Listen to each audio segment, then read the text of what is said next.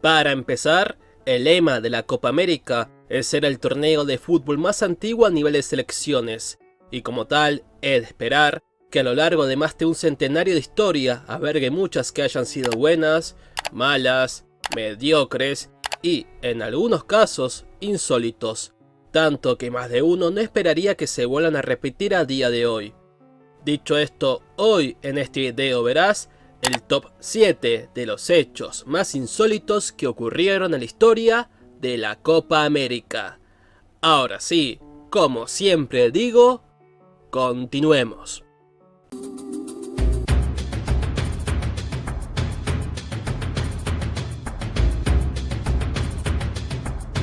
A pesar de que la Copa América se llama así por jugarse en continente americano, no siempre hubo selecciones americanas jugando en ella, sin contar a las selecciones de la CONCACAF que, si bien fueron invitadas, a fin de cuentas pertenecen al mismo continente. Dicho esto, son 5 las selecciones no americanas que fueron invitadas a participar del máximo torneo a nivel selecciones de América: España de Europa, China, Japón y Qatar de Asia y Australia de Oceanía. Esto quiere decir que la CONMEBOL invitó a selecciones de 3 continentes diferentes a jugar su torneo. Qué curioso que un evento que dicta de ser muy americana haga eso, pero en fin, a veces la realidad lo supera todo.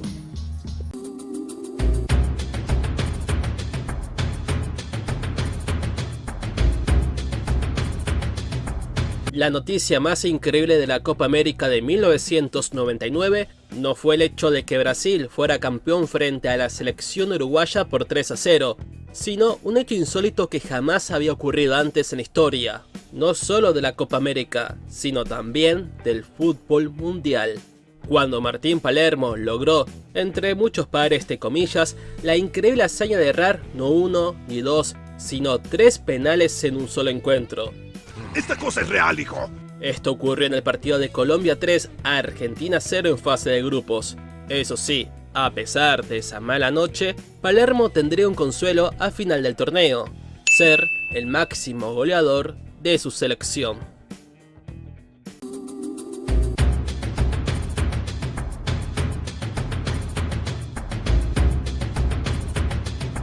Otra vez más, una Copa América tendría un récord único.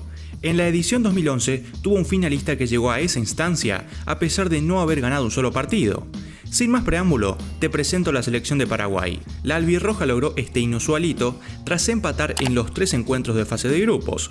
De esta manera quedó como la mejor segunda del tercer puesto, lo cual le permitió clasificar a cuartos, y a partir de ahí hasta la final fue deportivo empate y penales, eliminando así a Brasil y Venezuela.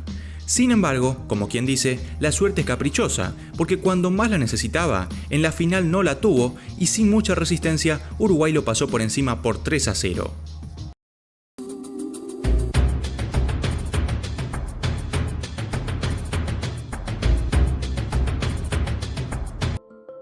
Era el año de 1916 y en Argentina se hacía por primera vez la Copa América. Aunque casi la local, aunque no te lo creas, casi no la iba a jugar, a pesar de que justamente, insisto, era su propio campeonato. Ahora seguramente te preguntarás, pero ¿por qué? Bueno, el motivo era que no tenía a uno de sus 11 jugadores disponibles, lo cual esto en ese momento significaba ni más ni menos que la eliminación. ¡Uy, qué mal! Ahora bien, para que veas lo grave que era esto, te cuento el contexto de la época. En ese tiempo no existían los cambios como ahora y el fútbol era muy amateur. En otras palabras, uno jugaba la Copa América o, ya que estamos, casi cualquier competencia si podía, no si debía. Por esto Alberto, el jugador de Racing, no pudo asistir a la competencia por motivos laborales.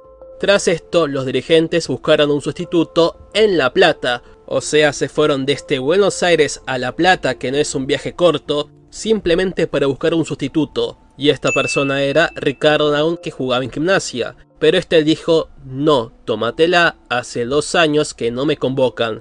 Tras esta respuesta negativa, la cosa parecía ya terminada. Argentina, sin jugar, iba a quedarse fuera. Sin embargo, el destino le dijo que no, porque un dirigente reconoció a José Laguna en la tribuna. Ahora bien, ¿quién era esta persona tan particular? Simple, un ex dirigente y a la vez un delantero de Huracán que había ido a ver la Copa América con amigos, sin imaginar que jugaría para la selección. Y así fue, Le contaron la situación y Laguna aceptó. El resto, como quien dice, es historia.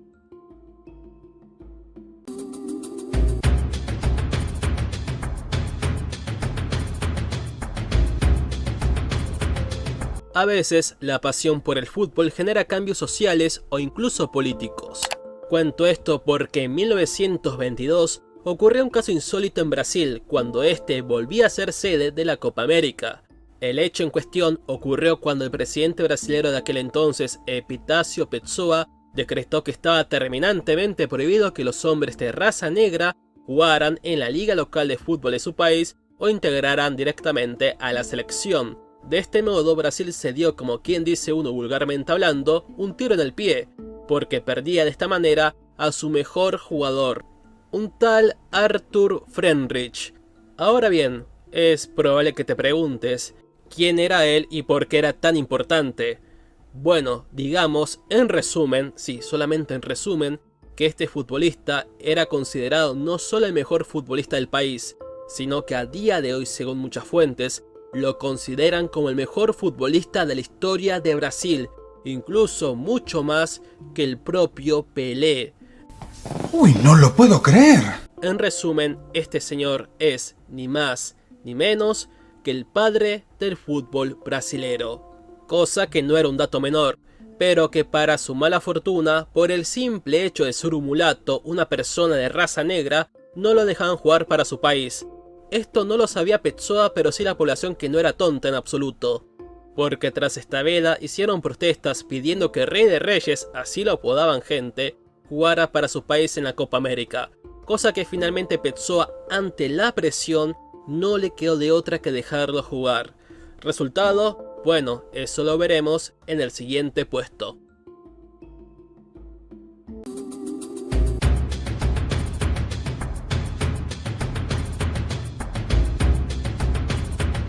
Si de algo aprendimos de la Copa América de Brasil 1919, es que el mismo fue la edición más insólita de la historia de esta susodicha competición por muchas cosas, entre ellas, ser la primera que tuvo una final única.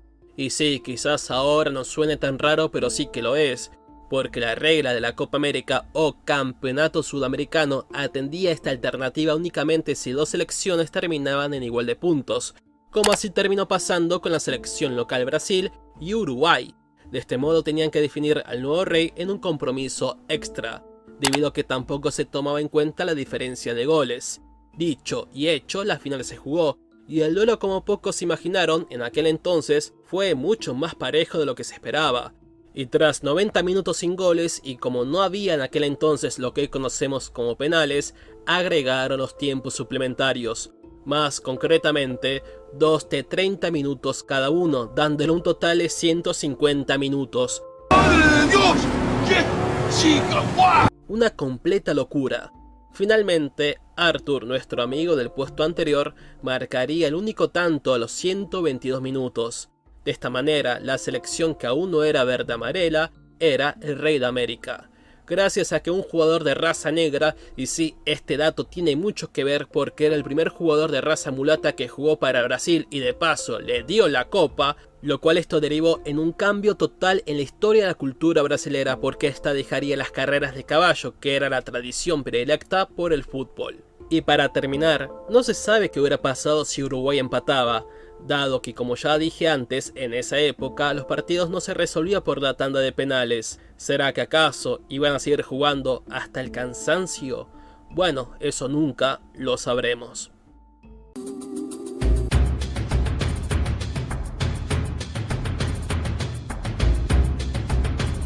Al principio, la Copa América era una experiencia desafiante para todos los participantes, incluso mucho más que en el presente, y ojo, no por el nivel de sus jugadores, claro que no, pero sí por los factores externos, y muestra de ello le ocurrió a la selección chilena cuando esta quedó fuera y último de la Copa América de Brasil 1919, y sí gente, estamos hablando de un evento que se hizo hace 100 años.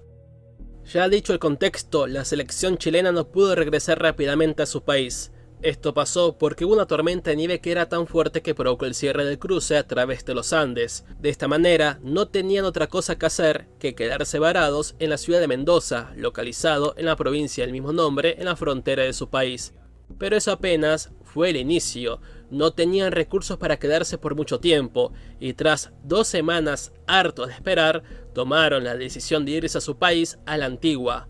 Muy a la antigua. Eso quiere decir que se fueron a Chile en mula. Y para terminar, ¿saben cuánto tiempo le tomó a la selección chilena llegar sanos y salvos a Santiago?